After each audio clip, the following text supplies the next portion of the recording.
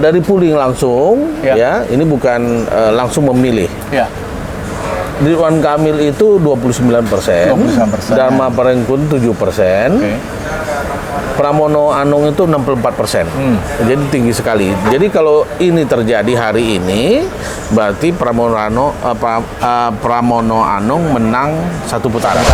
Yang paling identik visi misinya itu yaitu ke Pramono ini. Apalagi di pihak sana ada PKS yang menurut kami itu sangat menyakiti anak-anak Abah karena membuat berita-berita yang tidak benar.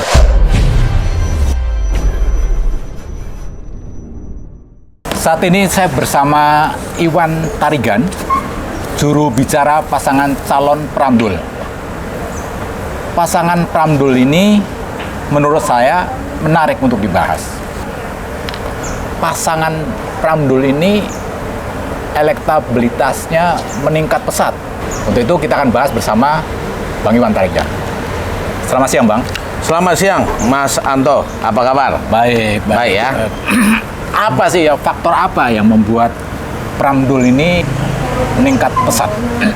Iya, terima kasih. Karena memang pertama memang elektabilitas ini bisa meningkat karena memang pertama elektabilitas Pak RK itu sudah tercapai kemarin sekitar 50-an. 50 lebih ya. Karena beliau ini sudah didengungkan untuk maju ke DKI melawan Pak Anies. Itu kalau nggak salah sejak Januari ada istilah on the way itu ya. On the way ya. Jadi beliau ini sudah memang didengungkan untuk maju ke Jakarta. Sehingga rakyat Jakarta itu udah siap tahu Ridwan Kamil. Baru sekedar tahu. Dan sudah mengenal ya. Nah, kemudian ketika Pak Anies diputuskan tidak maju, kemudian Bu Mega mengumumkan Mas Pramono, itu elektabilitasnya itu hanya 0,8%. Ini Pramono Anung ya? Ya. Pramono Anung 0,8%. Ya. Di bawah 1%? Ya, di bawah 1%. Nah, 2 minggu kemudian itu sudah naik menjadi 27%. 28. Ya, 28%. Ya. Kemudian 2 hari kemudian naik lagi. Ada survei lain, mungkin poll tracking kali ya. Poll tracking betul. Poll tracking itu naik 31,5% ya. 3,5%. Ya. Oke. Kemudian seminggu kemudian lagi Carta Politika. Jadi dalam waktu 3 minggu ya itu naik jadi 36,5%. Betul. Dan LK turun jadi 48,3%. 48%. Ya. Oke. Nah, di dalam pilkada itu yang turun itu biasanya kecenderungan turun. Oh, trennya akan turun terus gitu ya? Ya, biasanya begitu. Yang naik itu kecenderungan naik. Oke. Begitu. Jadi kalau tadinya memang dia sama-sama 30, ya itu naiknya sama. Naiknya bersama. Gitu. Tapi ketika yang satu turun, yang satu naik, ada kecenderungan dia akan begitu. Akan mengalami trennya begitu terus ya. Apa permasalahannya? Tentunya memang Pak RK ini mengalami 2 permasalahan. Kalau analisa saya ya. Dari tadinya dari juru bicara Pak Anies. Pertama, beliau ini identik dengan kekuasaan yang hari ini makin tidak dipercaya.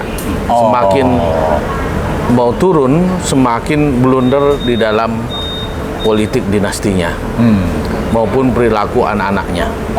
Dan juga perilaku beliau sudah mulai diungkap banyak kebohongan. Ya, yang tadinya IKN itu harus pindah, kemudian malah dipertanyakan sekarang. Termasuk Kepres ya, Kepresnya. Sekarang ini teman-teman biar tahu, tidak ada loh ibu kota negara kita. Sekarang saya tanya, ibu kota di mana? Nggak ada kan? Karena sudah secara undang-undang sudah Jakarta dari cabut, di sana juga belum siap. Coba bayangin aja, padahal presiden itu harus dilantik di ibu kota negara. Nah, itu belum saya tahu juga bagaimana nanti pihak tata negara menyelesaikannya. Apa mungkin mengeluarkan kepres atau menarik kepres itu, atau membuat, nanti kita tanya orang tata negara. Hukum tata negara, Hukum tata negara. Oke. Nah, yang kedua, Mas yang kedua, beliau ini identik dengan Bobotoh. Oh, Persib. Ya. Ya. Sehingga penggemar bola ini masuk terhadap menurunkan elektabilitasnya karena beliau itu tidak diterima. Makanya kita lihat minggu-minggu pertama beliau itu ketika datang ke masyarakat diusir. Ya, ada 3 tempat, Jakarta Utara 2, Jatinegara 1. Itu basisnya yang menolak Jackmania, bukan? Ya, Jackmania bercampur dengan pendukung Anies. Karena memang bahasa yang disampaikan gara-gara kamu Anies tidak maju. Oke. Ya kan? Karena itu kan pasti anak-anak muda ya, seumuran saya mungkin sulit juga ya, udahlah. Ya, itu paling umur 20 ke 35 yang lebih emosional ya. Sehingga beliau itu mereka itu mengusir Pak Ridwan Kamil. Nah, itu kendalanya. Nah, begitu masuk Pak Pramono ini kan memang tidak dikenal oleh Gen Z ini mungkin ya. Gen Z mungkin nggak dikenal. Tapi kalau kita yang sudah umur 35 ke atas mengenal, karena dulu kan jadi anggota DPR. Anggota DPR, dan beliau ini juga sekjen PDIP, sekjen dan sekjen PDIP, sehingga beliau itu dikenal oleh kita gitulah. Betul. Dan di Seskap itu memang karena memang pekerjaannya sekretariat di belakang meja memang agak tersembunyi. Tetapi begitu beliau diputuskan, beliau ini kan ahli dalam kerja-kerja politik. Beliau rajin, satu hari bisa 8-11 titik ke masyarakat, sehingga masyarakat itu cepat mengenal beliau. Ya, apalagi ditambah dengan Jakarta adalah pusat semuanya lah, pusat media, ya pusat perdagangan, pusat pengaruh. Ketika beliau ditunjuk jadi gubernur, media itu mukanya itu udah setiap hari menaikkan elektabilitas, dan juga masyarakat ke bawah. Beliau juga turun ke belusukan ke bawah. Nah, kalau Rano ini juga sebenarnya umur 35-an yang kenal beliau. Tetapi kalau beliau berartis, di TikTok itu langsung muncul semua memori-memori lama. Film-film dia. Seperti anak kita. Nah, saya nanya, itu siapa Rano Karno, Pak? Baru tunjukin filmnya kan. Wah, ini dulu, ini bintang luar biasa, ya kan? Sidul Sekolah, Sidul Betawi, ya kan? Ini ketika Papa kuliah di Jogja, ini ditunggu ini filmnya gitu. Dari anak-anak dia ini aktor terkenal gitu kan. Ketika dia dulu masih remaja ya. Bukan remaja, itu masih anak-anak. Itu ada filmnya yang saya ingat, saya juga ikut nangis gitu. Masih anak-anak dia filmnya. Itulah kuatnya ya. Jadi film-film dulu di Bing Slamet dia kan itu dulu kan. Ya, Isi Gusman kan, Ledia Kando di bintang-bintang lama. Jadi memori itu kemudian kembali lagi sehingga dia sangat populer. Artinya diuntungkan film-film yang sudah pernah dibintangi. Ini apalagi ini Jakarta kan. Jakarta walaupun orang tuanya itu orang Minang, bapaknya itu sebenarnya orang Minang. Tapi dia itu ibunya orang Betawi. Dia lahir besar di Kemayoran. Sehingga dia sangat identik dengan orang Jakarta lah, orang Betawi. Nah, itu dasarnya sehingga elektabilitas ini Rano Karno ini tinggi sekali. Mengalahkan Bang Pram kan. Tetapi Bang Pram ini juga ngejar terus nanti karena memang suka apa tidak suka Jakarta ini ya TV aja tiap hari dilihat orang kan. Muka dia lagi sehingga nanti akan cepat naik. Dibantu sama yang pro demokrasi. Tentunya pasti lebih memilih korban daripada ketidakadilan. Ya, mahasiswa yang kritis, anak-anak muda yang kritis, itu pasti lebih mendukung pada korban-korban ketidakadilan di dalam demokrasi. Makanya kemungkinan mereka pun akan berpaling kepada Pramdul. Sulit kan seperti aktivis itu memilih yang mereka anggap itu merusak demokrasi. Hari Minggu kemarin ada debat antara debat Pilkada Jakarta. Terus misalnya nih Bang, kalau kita hari ini melakukan coblosan, kira-kira siapa yang menang? Dan 1 putaran atau 2 putaran? Dan alasannya apa itu, Bang? Jadi kalau pendapat sendiri nanti kan susah. Ya. Kita harus pakai data. Kebetulan Oke. kemarin saya wawancara dengan iNews dan mereka melakukan polling. Oke. Dari program yang ditawarkan paslon mana yang Anda pilih ya? Ini yang saya tunjukkan ya. Dari polling langsung ya, ini bukan langsung memilih. Ya. Ridwan Kamil itu 29%, 29%, Dharma Prengkun 7%, Oke. Pramono Anung itu 64%. Jadi tinggi sekali. Jadi kalau ini terjadi hari ini, berarti Pramono Anung menang satu putaran. Putaran karena 62%. Karena untuk menang satu Di putaran Jakarta itu kan itu 50 plus 1%. 50 plus 1. Ya, ya. Jadi langsung menang. Ya.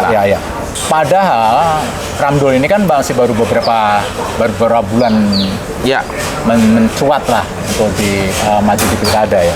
Beberapa hari yang lalu juga Ahok itu membuat statement yang menurut saya multitafsir dan membahayakan. Ya. Dia menyatakan bahwa paslon selain Pramdul merupakan paslon yang berbahaya. Ini maksudnya apa ya, Bang? Ya, jadi kita begini Mas Santo, itu kita anggap aja warning. Kalau memang kita bertarung Pramdul sama RK, ya, susuan. Artinya lawan ini ya pasti berbahaya kan, otomatis. Kalau nggak berbahaya bukan lawan namanya, teman jadinya kan. Jadi kita anggap aja positifnya begitu, mengingatkan bahwa kita harus hati-hati. Kalau mau menang harus kerja keras. Nah, itu pesan mungkin yang disampaikan oleh Pak Ahok. Kita ambil positifnya aja. Oke. Artinya bahaya tadi maksudnya bukan sesuatu yang apa ya? Bukan yang menakutkan kan? Ini sebagai sebuah lawan yang kuat gitulah maksudnya. Betul, gitu ya? betul. Oke. Mungkin bahasanya, kalau bahasan Pak Ahok itu kan sedikit kontroversi. Supaya juga sekarang di waktu di Pilpres, Anda ini pendukung Anies juga sebagai jubir. Ya. Kini Anda pindah ke Pramdul sebagai jubir juga. Anda ini sebenarnya secara tidak langsung ataupun langsung dimanfaatkan oleh Pramdul untuk menjadi food gathernya pendukung Anies. Betul ya? Kalau dibilang memanfaatkan, tidak juga. Jadi kita itu karena sebuah kepentingan bersama. Bagaimana juga pemimpin itu kan hadir untuk membantu masyarakat menyelesaikan masalahnya. Jadi ada masalah warga miskin kota yang harus diselesaikan. Program-program Pak Anies pun juga harus berkesinambungan diselesaikan. Yang paling identik visi misinya itu yaitu ke Rano ini. Karena di situ memang kayak sumber resapan bukan dihilangkan, karena itu kan menurut saintifik ya. Karena memang air itu kalau tidak ada jalannya ke bawah, dia akan lari ke samping kan begitu. Makanya dibuat sumur resapan supaya dia ke bawah. Begitu. Nah, JIS juga yang tadinya PJ itu dan rejim itu sangat menjelekkan, mendekasi membuat citra buruk pekerjaan Pak Anies. Tetapi Mas Pram dan Bang Dul tidak menghargai dan malah menyempurnakan kerja-kerja Pak Anies itu. Nah, itu lebih dekat dengan kita. Apalagi PDIP itu peduli terhadap masyarakat, rakyat kecil. Pak Anies juga sama. Bagaimana Pak Anies sangat concern menaikkan yang miskin tanpa menurunkan yang kaya kan begitu lah. Itu sering disampaikan oleh beliau. Anies. Jadi sudah sangat pas. Sehingga mayoritas tim Anies itu bisa saya katakan 75% yang tim intinya itu sudah membantu Mas Pram memenangkan DKI. Yang tadi cita-citanya mirip kok. Saya tanyakan itu kemarin Bang Ges juga sama pesannya juga. Ya. Masyarakat miskin itu diberdayakan atau dimanusiakan, program-program Pak Anies itu dilanjutkan. Kalau kita mau mapping nih, relawan anak Abah ini, kira-kira jumlahnya berapa yang bisa mendukung atau mau mendukung Pramdul? Jadi memang anggaplah 100% pendukungnya Pak Anies. Oke. Paling tidak kalau saya lihat sekarang sudah mulai 50% sudah mendukung Sudah 50%. 50%. Perkirakan 50% ya. Ya, 50%-nya itu ada yang masih menunggu. Masih ragu-ragu. Menunggu titahnya Pak Anies. Oh, oke. Ada juga yang kalau Pak Anies bertitah pun, ya menyampaikan pandangan politiknya memihak pun dia tidak akan memilih.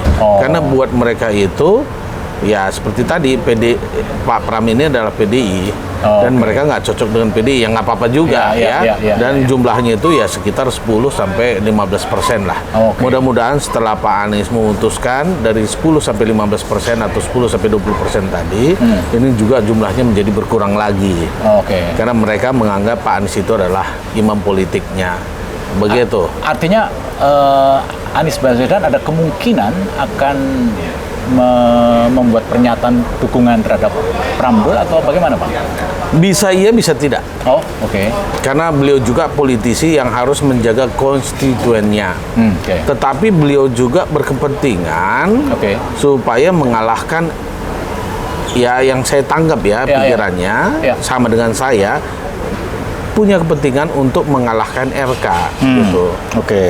Nah, kalau kita timbang-timbang itu dosa politiknya itu jauh lebih banyak dari kelompoknya RK terhadap anak-anak Abah daripada kelompoknya Pak Pram sama Dul.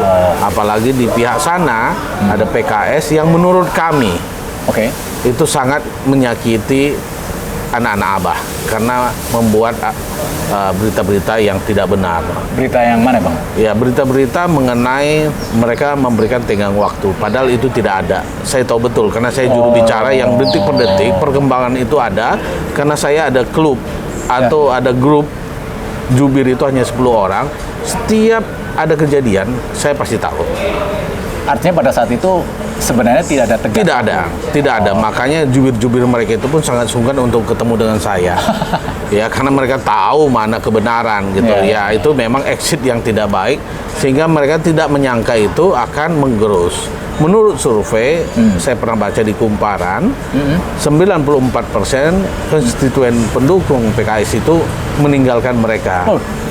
Di Jakarta atau di seluruh Indonesia? Artinya ya kalau kita, dan saya pun melihat itu auranya dia di grup itu, karena kebetulan kan saya dulu mengkoordinir begitu banyak relawan. Ya, pernah saya mengadakan raker 1.000 relawan Anies seluruh Indonesia. Seluruh Indonesia. Saya pernah mengadakan raker 1.015 relawan yang datang sekitar 550. Ya, cukup banyak yang datang, itu seluruh Indonesia.